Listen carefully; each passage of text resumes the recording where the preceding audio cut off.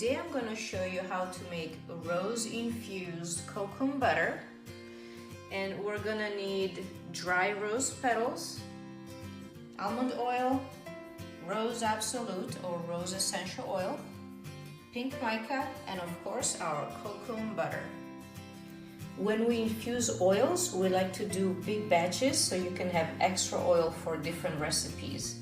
So today we'll be using 8 ounces of almond oil and 1 cup of dry rose flowers.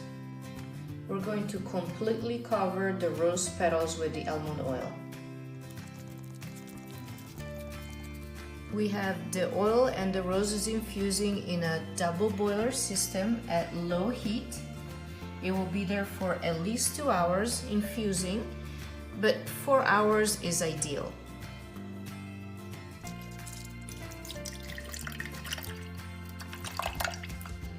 So I've run the oil that was infused with the petals through a strainer, and there's the oil infused.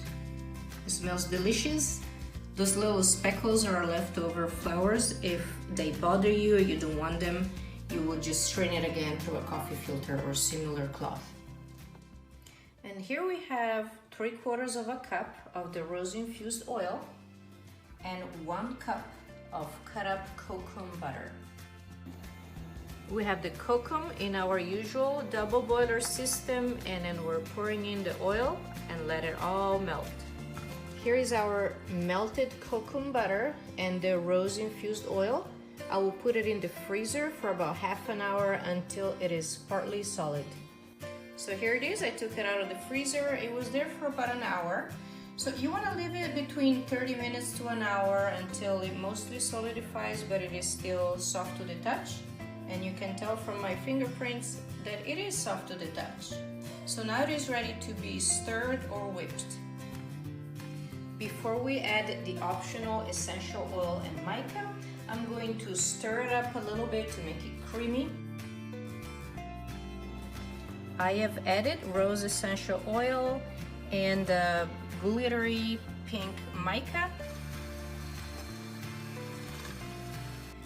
Look how nice and soft this is. It looks just like whipping cream. I love it. So kokum butter is a healing butter, great for dry skin. Almond oil and roses are completely soothing, so your skin will love you.